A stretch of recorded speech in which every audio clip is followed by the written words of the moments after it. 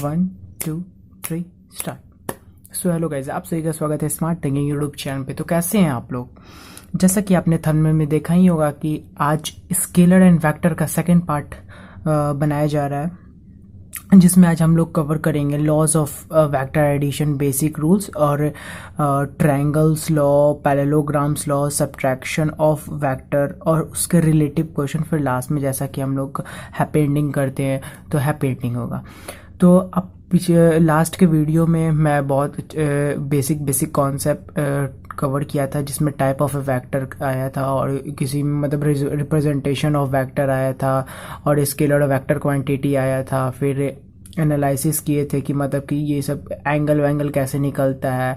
तो अगर आप वो वीडियो को नहीं देखें तो मैं उस वीडियो का लिंक डिस्क्रिप्शन बॉक्स में दे दूंगा नीचे, तो आप ज़रूर जाके एक बार देखिए और मुझे कमेंट बॉक्स में बताइए ज़रूर कि कैसा लगा वीडियो आपको।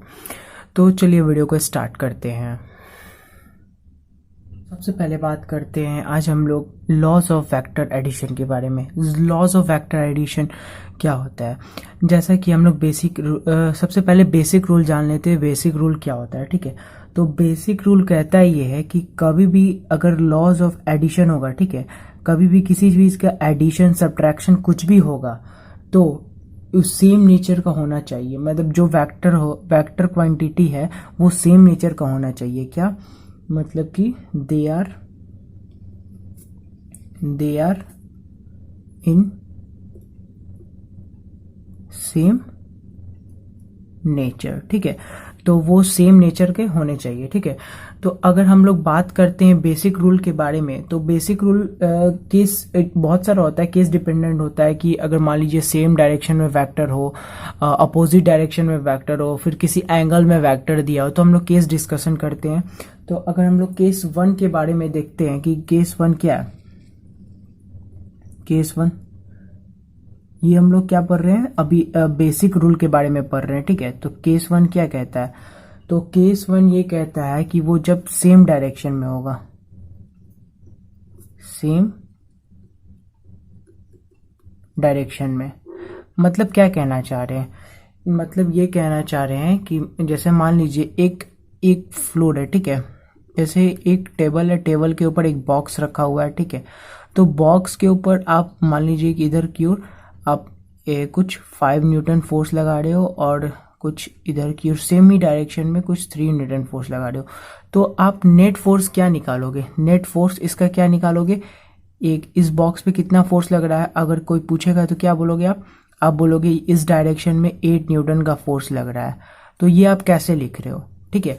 तो ये हम लोग आगे बात करेंगे कि कैसे लिखेंगे, बट आप ऐसा समझ रहे हो ना कि 8 न्यूटन का फोर्स लग रहा है, दोनों को ऐड करके 1 न्यूटन का फोर्स लग रहा है। बट अगर मान लीजिए केस 2 के बारे में अगर हम लोग बात करते हैं, केस 2 क्या कहता है? केस 2 ये कहता है कि अगर ये अपोजिट डायरेक्शन में हो,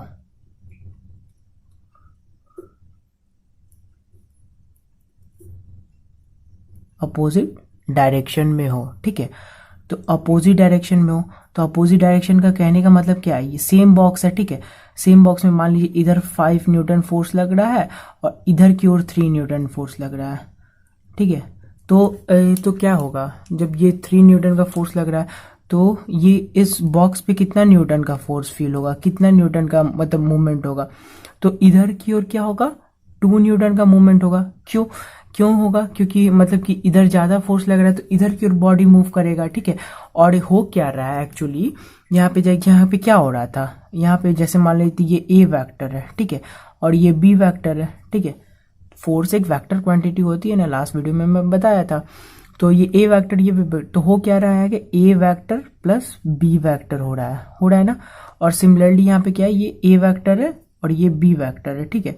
तो इसमें क्या हो रहा है? ए वेक्टर माइनस बी वेक्टर, ऐसा हो रहा है ना। हाँ? और डायरेक्शन तो डिपेंड कर रहा है कि किसका मैग्नीट्यूड ज्यादा है तो उस डायरेक्शन में फ्लो कर रहा है। तो ये सॉरी केस 2। हाँ, तो अब केस 3 के बारे में बात करते हैं। तो केस 3 क्या होता है? केस 3 क्या कहता है? केस 3 कहता है when they are at the same angle, when they are at the same angle, ठीक है। केस 3 ये कहता है जब वो सेम एंगल पे होगा, जैसे मान लीजिए यहाँ पे कुछ ऐसे ये रहा बी वेक्टर और ये कुछ रहा ए वेक्टर, ठीक है। इसका नाम लिख देते हैं, ये बी वेक्टर और ये ए वेक्टर, ठीक है। तो इसका रिजल्टेंट जो होगा, रिजल्टेंट जो आर लिखते हैं हम लोग, रिजल्टेंट ए प्लस बी वेक्टर होगा। ये कैसे आता है ये हम लोग आगे बात करेंगे, जिसमें हम लोग ट्रायंगल लॉ, पैरेललोग्राम लॉ हम लोग पढ़ेंगे उस पर, ठीक है। तो अब हम लोग नेक्स्ट पेज में चलते हैं। नेक्स्ट पेज में चलते हैं क्या हम लोग जानने के लिए कि ट्रायंगल लॉ क्या होता है, पैरेललोग्राम लॉ क्या होता है। तो चलिए नेक्स्ट पेज में चलते हैं। तो हम लोग बात करते हैं अब क्या कि ट्रायंगल लॉ, ट्रायंगल लॉ क्या कहता है। तो ट्रायंगल लॉ क्या कहता है, तो ट्रायंगल लॉ क्या कहता है अब हम लोग उसके बारे में बात करते हैं। तो ट्रायंगल लॉ के लिए क्या नेसेसरी चीज जरूरी है कि जो वेक्टर हो, सबसे पहले तो वो नॉन जीरो वेक्टर हो, ठीक है। अगर जीरो वेक्टर हो जाएगा तो उसका बात ही अलग है, ठीक है। तो सबसे पहले क्या होना चाहिए ट्रायंगल के लिए, वो जो दो वेक्टर होगा, टू वेक्टर जो होगा वो नॉन जीरो होना चाहिए, ठीक है। नॉन जीरो क्या होना चाहिए, नॉन जीरो वेक्टर होना चाहिए, ठीक है। और जो दोनों वेक्टर होगा, ठीक है, जो दो वेक्टर होगा वो किसको रिप्रेजेंट करेगा, two sides of A triangle, okay.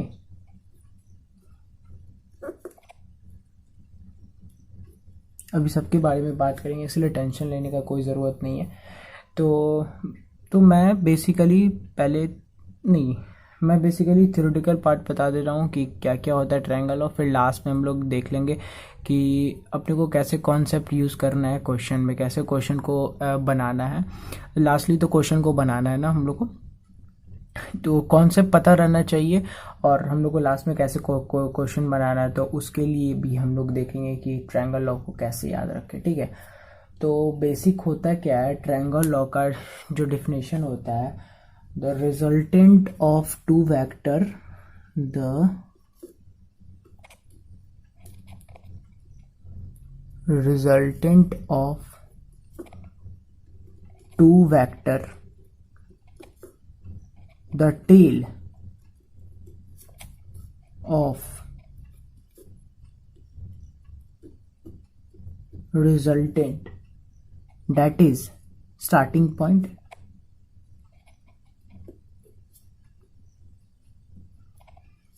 at the tail of one vector and head of resultant, that is final point at the head of other vector, okay, head of other vector। तो ये हो गया, तो ये theoretical part हो गया। क्या कह रहा है, the resultant of the two vector, the tail of resultant that is starting point at the tail of one vector and the head of resultant that is final point at the head of other vector, ठीक है। तो ये कहना क्या चाह रहा है ये मैं फिगर से आपको बता दे रहा हूँ। जैसे ये मान लीजिए ये एक फिगर है, ठीक है, ये कुछ ए वेक्टर को डिनोट कर रहा होगा, ठीक है, और ये कुछ बी वेक्टर को डिनोट कर रहा होगा, ठीक है, ये बी वेक्टर को। तो बोल ये रहा है कि इसका जो होगा स्टार्टिंग पॉइंट होगा वो टेल होगा एक वेक्टर का, और दूसरा होगा फाइनल जो पॉइंट होगा वो हेड होगा दूसरे वेक्टर का, ऐसा कह रहा है ना। ये रिजल्टेंट होगा, ये जो ए प्लस बी जिसको हम लोग बोलेंगे वो होगा क्या, एक का टेल होगा दूसरे का हेड को कनेक्शन करेगा, ठीक है, ऐसा होगा। अब क्या होता है, अब इसमें ये एंगल ये फॉर्म कर रहा होगा कुछ वेक्टर से, ठीक है, अल्फा मान लेते अल्फा कर रहा होगा, ठीक है, और इस दोनों बीच का एंगल क्या होता है, थीटा, ओके। तो इसको हम लोग ऐसे ड्रॉ कर लेते हैं परपेंडिकुलर, ये हो गया 90 डिग्री। तो हम लोग इसको क्या लिख सकते हैं, बी साइन थीटा। इसको क्या लिख सकते हैं, बी कॉस थीटा। एक सेकेंड, ओके फाइन, सॉरी, ये हो गया आपका थीटा। एंगल बिटवीन देम ये थीटा नहीं, ये आपका थीटा। एंगल बिटवीन देम ये थीटा, ठीक है। तो थीटा हो गया। अब हम लोग बात करते हैं रिजल्टेंट कैसे लिखेंगे। तो रिजल्टेंट जो होता है ए प्लस बी वेक्टर, तो इसका क्या रिजल्टेंट होता है, ये आर शो करता है। इसका क्या होता है, रूट ओवर ए स्क्वायर प्लस बी स्क्वायर, ये वेक्टर का मैग्नीट्यूड का स्क्वायर होता है, ठीक है, प्लस 2ab, ये सारा मैग्नीट्यूड है, कॉस थीटा, और ये जो थीटा है angle between them, most important बात, एंगल बिटवीन देम, ठीक है। तो एंगल बिटवीन देम हो गया। अब इसके ये हो गया। अब ये अल्फा कैसे निकालेंगे, तो अल्फा निकालने के लिए फॉर्मूला होता है tan alpha is equal to b sine theta by a plus b cos theta. ये फॉर्मूला याद रखिएगा आप, ठीक है। अल्फा निकालने का ये फॉर्मूला होता है, ठीक है। तो अब हम लोग बात करते हैं, ये तो पता चल गया कि क्या कहना चाहता है ट्रायंगल लॉ। अब हम लोग इसका कैसे ये क्वेश्चन में यूज करेंगे, ठीक है। तो क्वेश्चन में यूज करेंगे, तो क्वेश्चन का हम लोग फर्स्ट स्टेप लिख लेते, रेड पेन से हम लोग लिख लेते क्वेश्चन में कैसे यूज करेंगे। तो जो फर्स्ट स्टेप होगा, move second so that tail of second is on the head of first, ठीक है। ये कहना क्या चाह रहा है, ये अब तब समझ ही रहे हो क्या कह रहा है, ठीक है। और ये सेकंड पॉइंट क्या होगा, सेकंड ये होगा, draw a new vector from tail of first, okay, to head of second.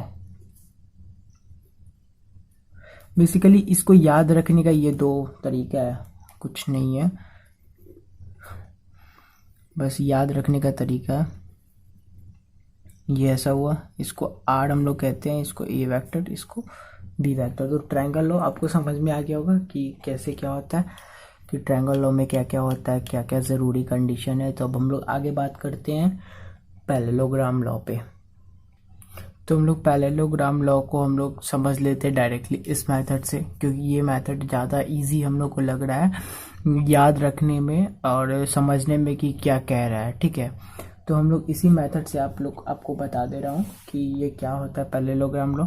तो पैरेललोग्राम लॉ के लिए फर्स्ट कंडीशन जो होता है, फर्स्ट होता है मेथड, फर्स्ट स्टेप होता है जो होता है टेल को ज्वाइन करो, ठीक है। सेकंड होता है यूजिंग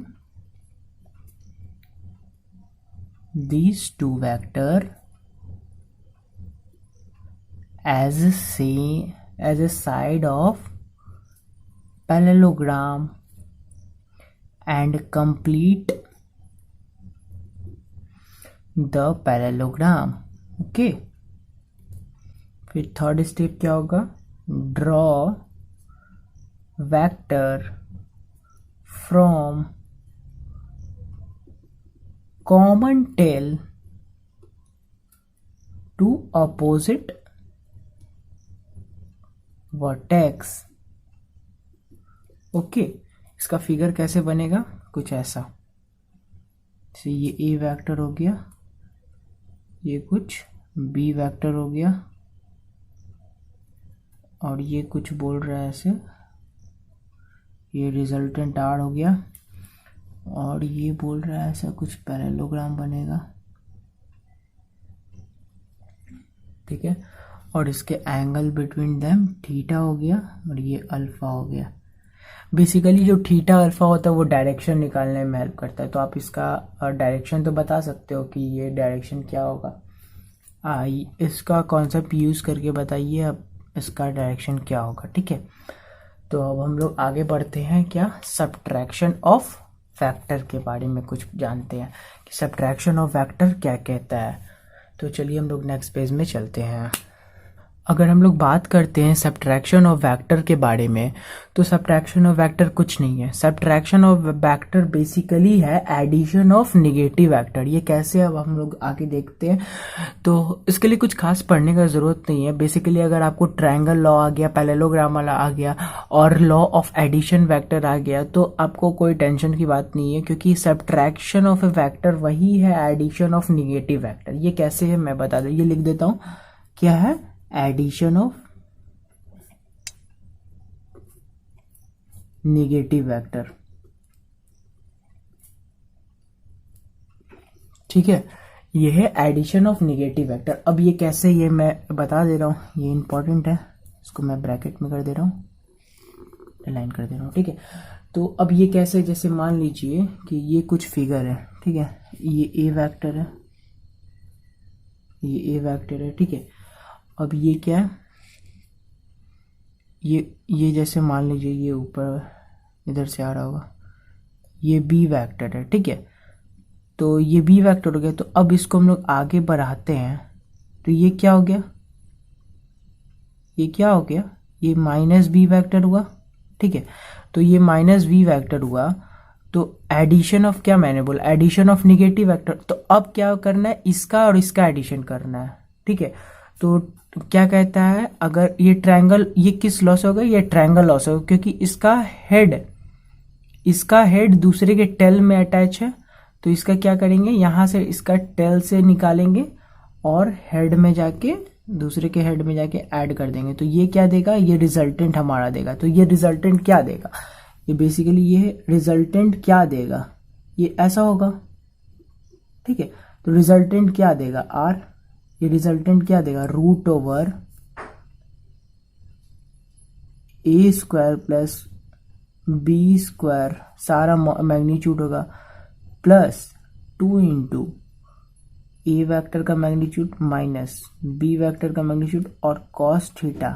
ये थीटा क्या होगा, मैं फिर से बता दे रहा हूं, एंगल बिटवीन देम, ओके। तो ये एंगल बिटवीन देम होगा। तो कुछ खास नहीं है। ये सब्ट्रैक्शन ऑफ वेक्टर बेसिकली है एडिशन ऑफ नेगेटिव वेक्टर। आप एडिशन लॉ पे काम करो तो ऑटोमेटिक आपका सब्ट्रैक्शन भी अच्छा होते चला जाएगा। तो अब हम लोग आगे बढ़ते हैं रिलेटिव क्वेश्चन की ओर, जो हमको आज के टॉपिक से कुछ सिखाएगा, जो सब्ट्रैक्शन और एडिशन और पैरेललोग्राम जो हम लोग सीखे और बेसिक रूल सीखे हैं, तो उसके ऊपर हम लोग बात करते हैं कुछ। जैसे कि आप ऊपर में एक क्वेश्चन देख रहे होगे कि क्वेश्चन कह रहा है कि let a vector is equal to 4i cap plus 3j cap and b vector equal to 3i cap plus 4j cap. Find the magnitude of, a में बोल रहा है ए का मैग्नीट्यूड फाइंड करो, बी में बोल रहा है बी का मैग्नीट्यूड फाइंड करो, सी में बोल रहा है ए प्लस बी का मैग्नीट्यूड फाइंड करो, और डी में क्या बोल रहा है ए माइनस बी का मैग्नीट्यूड फाइंड करो। तो हम लोग चलिए फाइंड करते हैं। तो सबसे पहले क्या गिवन है, गिवन है ए वेक्टर क्या है, 4i cap plus 3j cap, और बी वेक्टर क्या दिया हुआ है, बी वेक्टर दिया हुआ है 3i cap plus 4j cap, 4 दिया हुआ है। तो इस अब बोल रहा है सबसे पहले ए में क्या बोल रहा है, ए का मैग्नीट्यूड फाइंड करो। तो ए का मैग्नीट्यूड कैसे फाइंड होता है, रूट ओवर 4 का स्क्वायर, बेसिकली 4i का स्क्वायर प्लस 3j का स्क्वायर। और ये याद रखने वाली बात है, मैं रेड पेन से लिख दे रहा हूँ, ये याद रखने वाली बात है, जो होता है आई स्क्वायर या फिर जी स्क्वायर या फिर के स्क्वायर, इसका वैल्यू क्या होता है, 1 होता है, ठीक है। ये याद रखिएगा, इसका वैल्यू 1 होता है। तो ये रूट ओवर क्या हुआ, 16 प्लस 9, तो ये क्या हो गया, रूट ओवर 25, तो ये क्या हो गया, 5 यूनिट्स, ठीक है। ये यूनिट्स दिया। तो ए वेक्टर हमको पता चल गया। सिमिलरली हम लोग बी निकाल सकते हैं। बी में बी का मैग्नीट्यूड पूछ रहा है, तो सिमिलरली ऐसे ही करेंगे, 3i का स्क्वायर प्लस 4j का स्क्वायर, तो क्या हो जाएगा 9 + 16, तो सिमिलरली हो गया 25, तो ये क्या दिया 5 यूनिट्स। ओके, अब क्या बोल रहा है, सी में बोल रहा है क्या निकालने के लिए, ए प्लस बी बोल रहा है। तो ए वेक्टर क्या दिया हुआ है, 4i प्लस 3j और प्लस क्या है 3i प्लस 4j। अगर बाय द वे अगर आपको एंगल दिया रहता है, जैसे कि सब हम लोग बात कर रहे थे एंगल बिटवीन देम, तो हम लोग बेसिकली इसका मैग्नीट्यूड और ये फॉर्मूला डाल देते तो आंसर आ जाता है मेरा सिंपली। बट अगर मैग्नीट्यूड नहीं दिया हुआ है तो हम लोग सिंपली ऐड करेंगे आई को आई के सेम नेचर के साथ, ठीक है। जो सेम नेचर का उसको सेम नेचर के साथ ऐड करेंगे, जो सेम नेचर का उसको सेम नेचर के साथ सब्ट्रैक्ट करेंगे। तो इसको सेम नेचर के साथ ऐड किए तो ये क्या आया, तो आया क्या 7i प्लस 7j, ठीक है। तो अब इसका मैग्नीट्यूड निकालना, तो इसका मैग्नीट्यूड क्या आएगा, √7i का होल स्क्वायर प्लस 7j का होल स्क्वायर, ठीक है। तो इसका क्या होता है √49 प्लस 49, तो इसको क्या होगा 7√2 यूनिट्स, ठीक है। तो इसका आया 7√2 यूनिट। तो अब सी पार्ट क्या बोल रहा है, डी पार्ट अब क्या बोल रहा है, ए वेक्टर माइनस बी वेक्टर। तो सिमिलरली आप इसको एक कर लीजिएगा 4i प्लस 3j और इसको माइनस कर दीजिएगा 3i माइनस 4j। तो ये क्या आ जाएगा आपका i माइनस j। तो इसका मैग्नीट्यूड क्या हो जाएगा √i का स्क्वायर प्लस माइनस j का स्क्वायर। तो ये क्या दे देगा √2 यूनिट्स। ओके, तो ऐसे ही आप सिमिलरली क्वेश्चन ट्राई करते रहिएगा। और मैं आपको स्क्रीन पे 2 क्वेश्चन आपको दे रहा हूँ जिसको ट्राई कीजिएगा, और कुछ HC वर्मा में भी क्वेश्चन दिया हुआ है जिसको आप ट्राई कर सकते हैं, जिसमें से एक क्वेश्चन ये एक HC वर्मा का ये भी है जो बहुत अच्छा क्वेश्चन है आपका। ये जो ट्रायंगल लॉ, ये पैरेललोग्राम, जो लॉ ऑफ एडिशन बेसिकली पढ़े हैं तो उसका कॉन्सेप्ट क्लियर हो जाएगा। तो इसी के साथ मैं वीडियो को समाप्त करता हूँ। तो कैसा लगा आज का वीडियो आपको, ये बताना ना भूलिए आप कमेंट बॉक्स में। अगर कोई डाउट होगा तो भी आप कमेंट कीजिए। तो चलिए वीडियो को अंत करते हैं। जय हिंद, जय भारत।